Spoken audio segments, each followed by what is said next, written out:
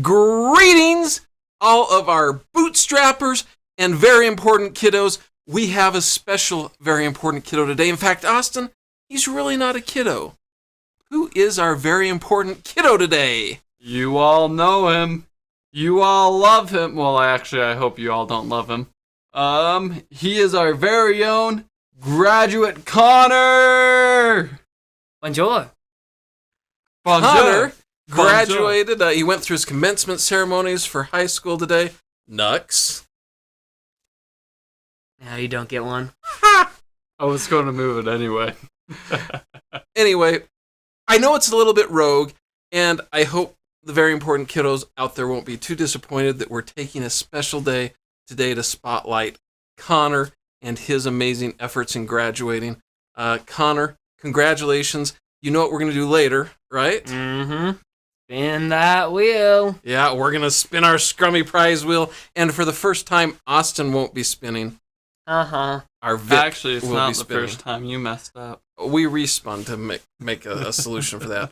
So, Connor, we will talk to you in a little bit. Adios. See you later, amigo. Okay, so today we're going to start with our retrospective. And the reason we wanted to start with the retrospective is there's been something on my mind, like all of these things we're doing. Why are we doing them? And so, if we look at our OPEM, you will see here that we've been talking about the why and the how and the what, and about our ideal customers and their identity transformation, about us and our professional goals and our smart financial goals and our cause and fight. And then we're going to move into this conversation, other conversations down. I won't go through all of them. But, as we do that, we got to stop and ask, why are we doing this? What's the context? What's the big picture? So I wanted to kind of bounce some ideas off Austin and see what he thinks. So Austin, I think that the big picture for what we're doing is really... We're trying a new process today. We're learning to communicate. Anyway, Austin, I think that the big picture for me is that what is brand development? Well, brand development is the art and the science of understanding a business's stakeholders and the transformation that they want to have. In other words, the story they want to participate in, and then figuring out how to make the business part of that story. How do we as a business fit into that story? Does that sound like a reasonable summation of brand development to you? Or would you like to make some adjustments to that concept? I agree that is a reasonable explanation of brand development. My question to you is, does that answer the why? That's a what.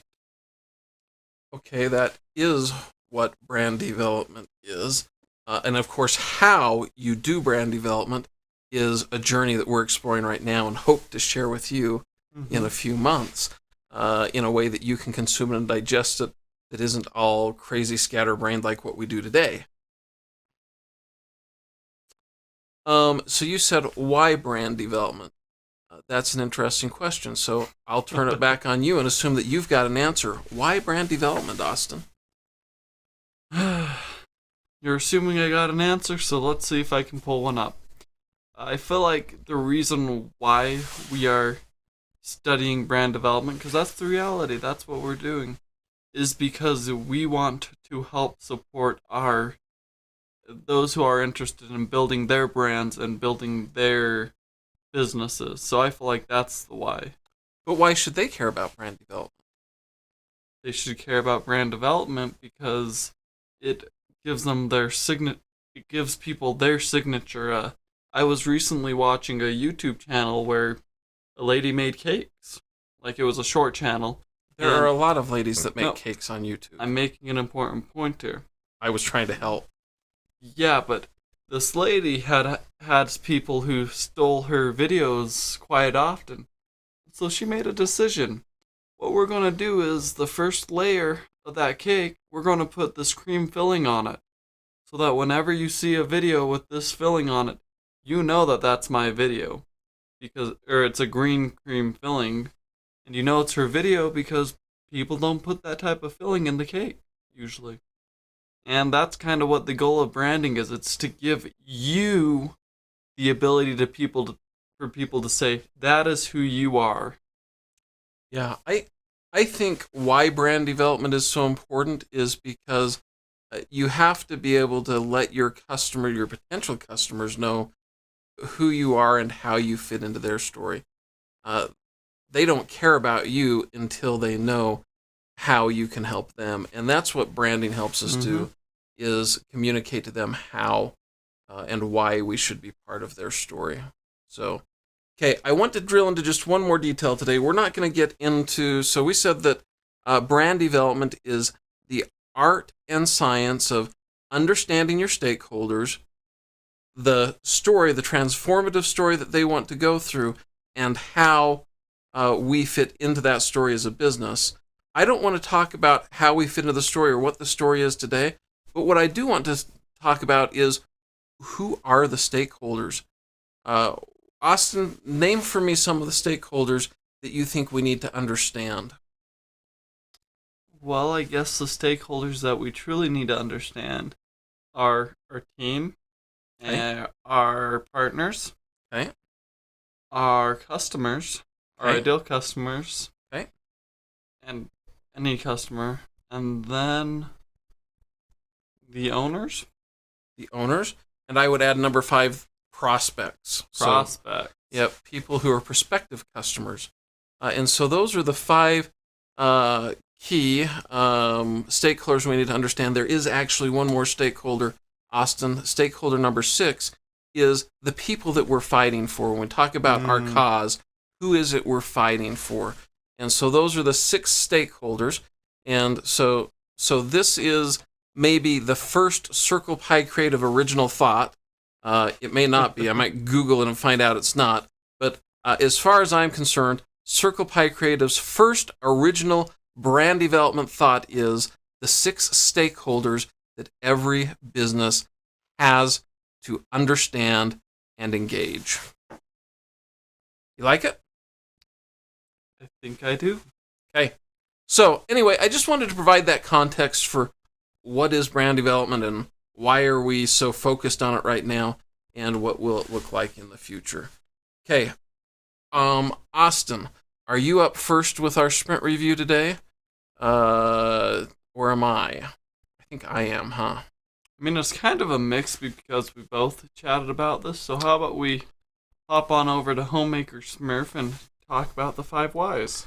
Okay, so as we go ahead and we'll zoom in here a little bit, and we didn't really write this in 5 whys form, but at this point, Austin, tell us about the ideal transformation that we want our Homemaker Smurf, our Homemaker Personakin, as soon as we get them developed, wants to have. Well, where are they coming from? They're coming from not knowing where to start. You know, they probably don't have a what's the word? MBA? MBA. They don't have an education in business, so they do not know how to start a business. To an empowered as a member of a network with resources, mentors, and accountability partners guiding them to success. Yeah. So I think the key there is empowered, right? And, you know, if all that other stuff is maybe the how, but yes, we want them to go from not knowing where to start with their business to being empowered and understand and have the support they need to start their business. Okay. Any other commentary you want to add on the transformation that we want to offer? Oh, I guess aligned with that, I don't know if you approve this, but I renamed the aspirational identity for Homemaker Smurf to Empowered Smurf. I'm pretty sure we had a talk about it at some point because I remember that change being made. Okay, you're good with it? Yep. Okay, awesome. Well, if that's the case, then why don't we transition into our next topic, Austin, and have you tell us about metrics. Metrics. You mean the thing that I'm not very good at? Just kidding. Our first metric that we plan on well, let's start out with this. Quick call out to the YouTube channel makers for these three. I had looked at a couple of other sources for what metrics that we should be measuring, but I think that he summed it up very nicely, and so I'm going to use some of his terminology as I go through this. The first metric is call to action, and the call to action is simply measuring, are people responding to the call of action, and how are they responding? Are they responding by following blog, YouTube channel, whatever? Are they commenting on it, and are they liking it? Maybe another one that we need to put up there is sharing. What do you mean, sharing? Like sharing, like on Facebook, you can share a video. Mm-hmm. The next metric is average percentage viewed. And this one is a little bit confusing, but it is actually just, are the people who did watch it watching it fully? Okay, if not, where are they watching? Like, where are they, and where are they skipping? Where do they not want to watch? So, Austin, are you saying, are they watching on Facebook, or are they watching on YouTube? Or what do you mean by where are they watching? Yes. Well, if we go, or we probably don't want to hop onto our analytics right now because it won't work really well. But if you look into a person's channel, you can see that their metrics, you can look at one video, zoom into it, and it'll have a graph that'll show where people are or how many people are currently watching at this time. And sometimes it'll drop down and drop up, depending on if people skip through that part of the video, or if they get caught and interested in a different part of the video. Okay, so basically what you're saying is we're trying to see what parts of the video interested them and what parts of the video didn't interest them, so that we can try to focus more on interesting bits. Exactly. Now, personally, I think the parts where I'm on screen, we're going to see a sharp spike, but I guess we'll see later in the metrics. I like it. The final metric that we're measuring are views by traffic source. The views by traffic source are, how are your people seeing your videos? Are they actively searching up your video, or are they seeing it from the suggested YouTube homepage, or from a suggested video of another video? So how do they find your video, basically? Okay, so I just want to comment a little bit on this, and this is one subset of metrics, I think. This is our early metrics here as we look, and maybe I can zoom in on this a little bit as well. We'll go way down here, but you're really talking right now about the social engagement type metrics. Mm-hmm. We also want to measure hustle. What are we doing? And then after that, we might measure other areas like web traffic and content upgrades and email subscriptions, mini courses, members, revenue, and margin. So all of these things might be measured. And I think we also want to have some discussions about the milestones and our progress towards the milestones that we want to talk about. Yep. So, okay, anything else on defining metrics, Austin? That is where most of my focus was for finding metrics, so I do not have anything else. Okay, then I'd like to talk about our last task today, and that was a focus on defining our aspirational identity for Circle Pie Creative as a business. Now, before I go down to that slide and share with you where we ended up, I just want to share that this was one of those blood, sweat, and tears moments. Austin and I had to volunteer to settle it in the usual way. can't actually touch the thing. Oh. You gotta keep it off, otherwise it shakes.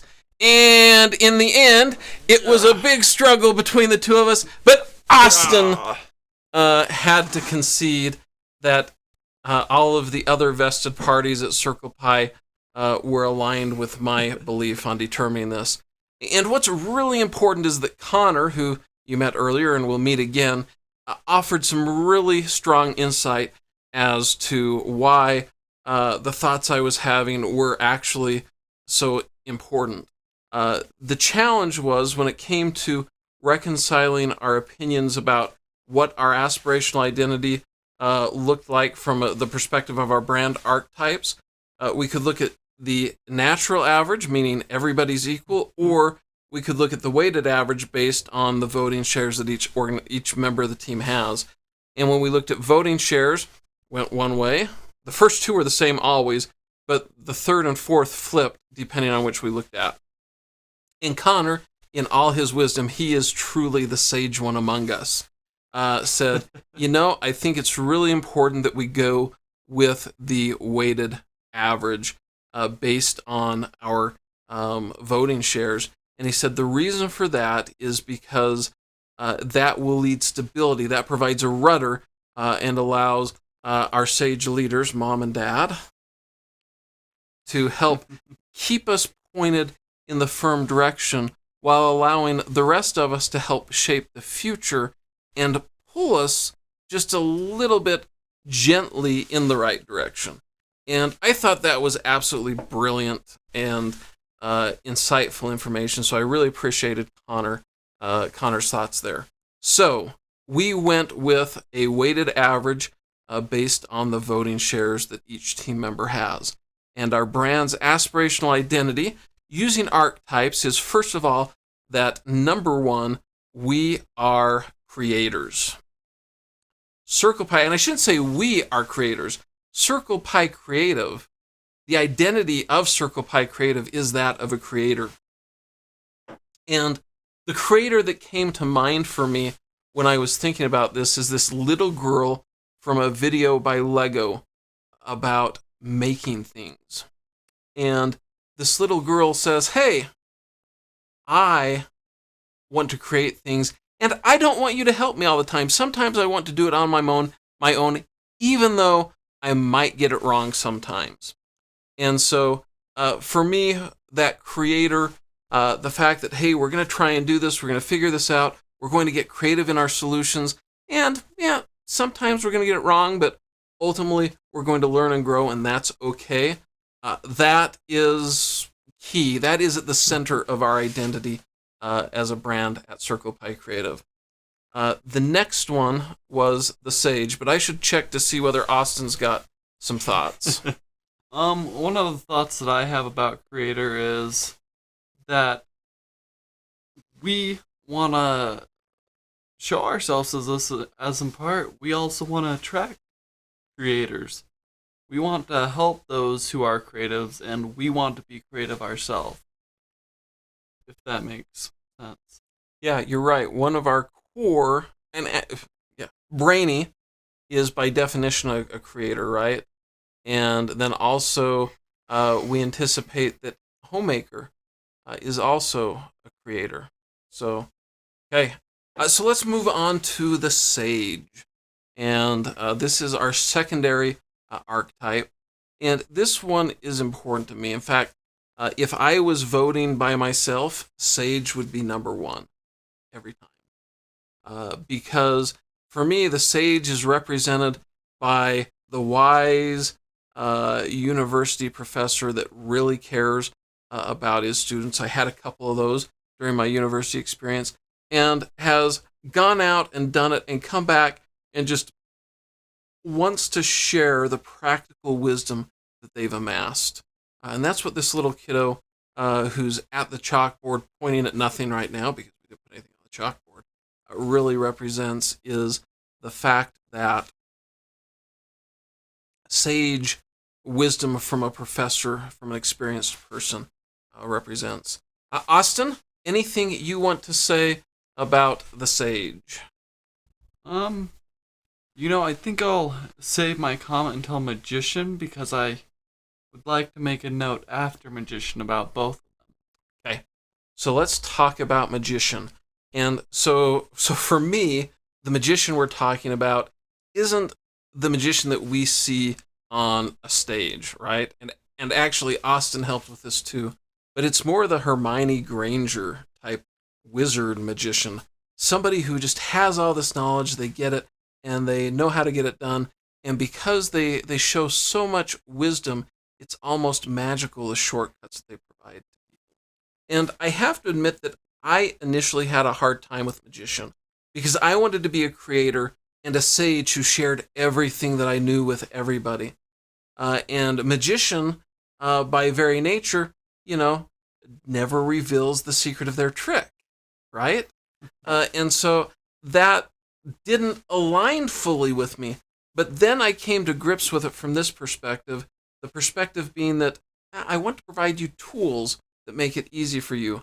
And sometimes those tools might obscure away the details to enable you to get things done quickly, but will always allow you to get back to the sage wisdom that's driving them. And so that's where magician finally kind of connected with me. Austin, you had some points you wanted to make about sages and creators, and I need a drink, so I'll let you talk all by yourself for a few minutes.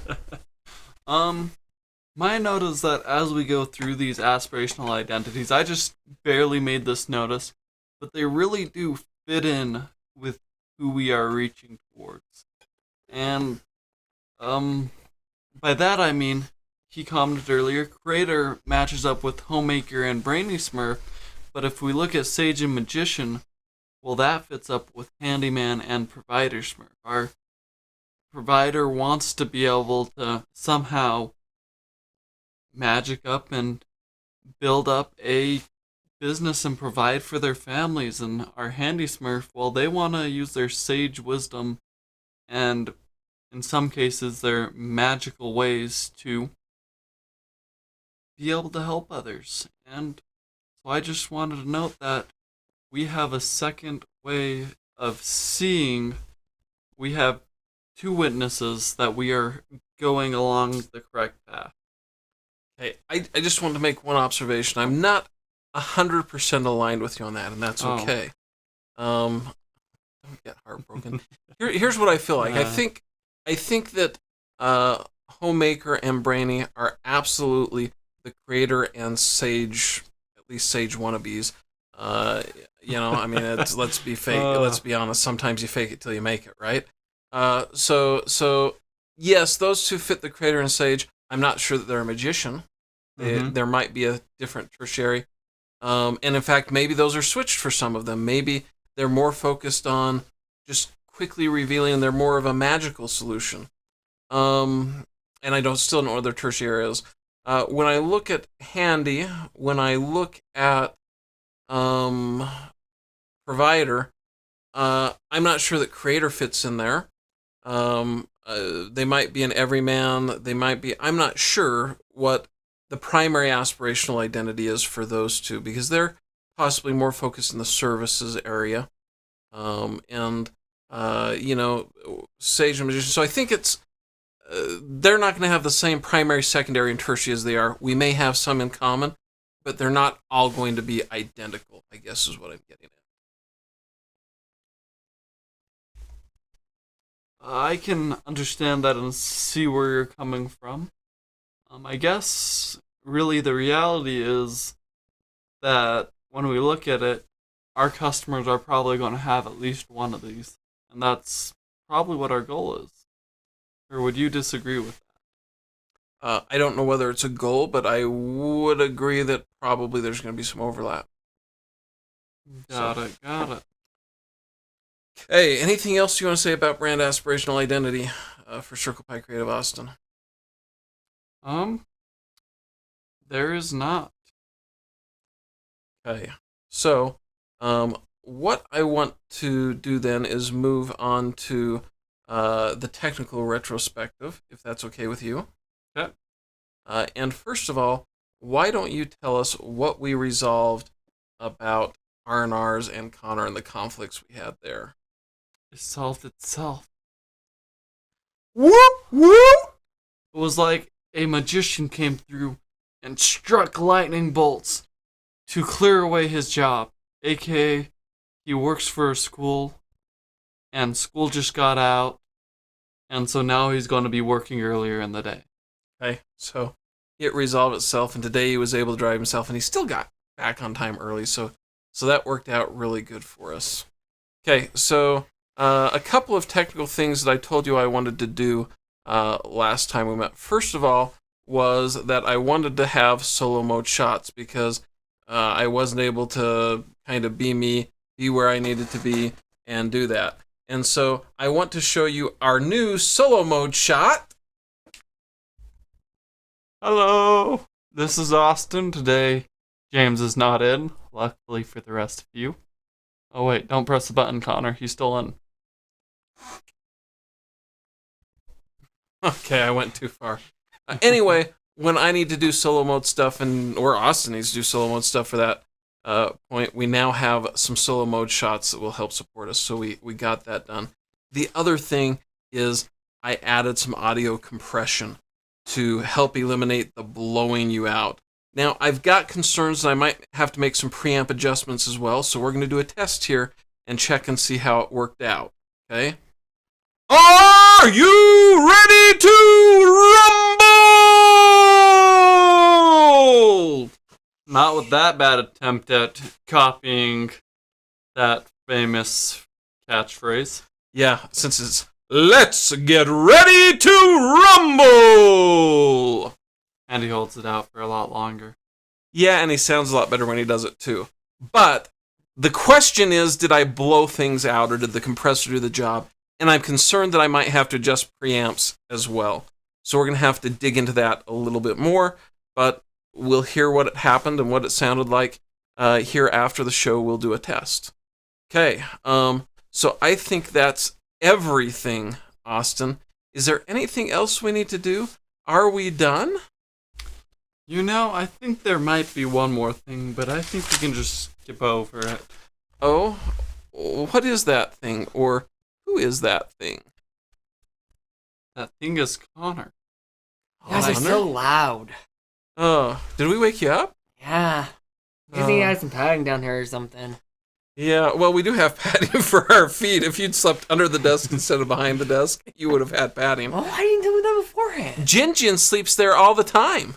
Yeah. He likes it. Yeah. Connor, what are you here to do? Spin the wheel. Okay.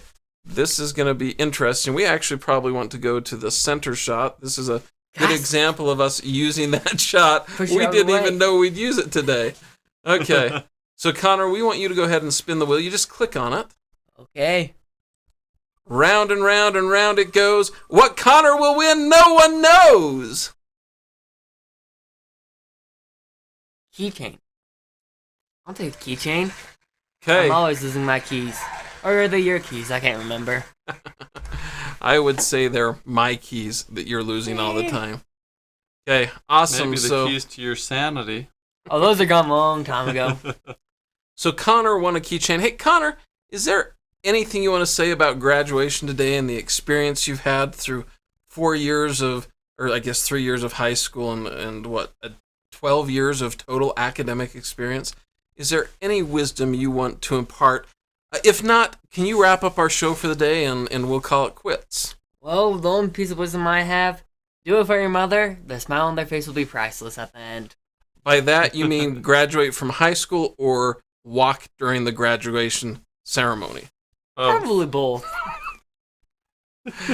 For the record, at least the graduation part also puts a smile on Dad's face. The walking part, yeah, that's debatable, but that part you should definitely do for Mom. Okay. Connor, bring us home, end our show for the day. Well, that's all, folks.